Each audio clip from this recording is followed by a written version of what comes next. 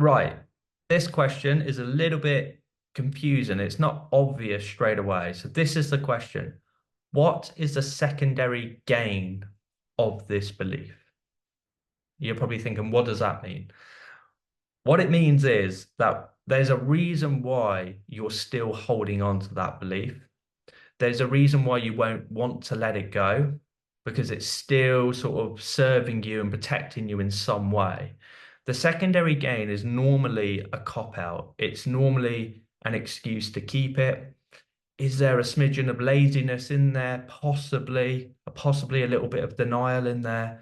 But the secondary gain is what are you still gaining from keeping this belief? Yes, it's limiting you massively in an area in which you want to improve, but what is it still doing for you?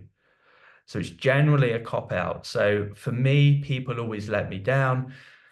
Using that as the general example throughout this whole program, the secondary gain for me was that it was giving me the excuse that I'm not the problem, they are.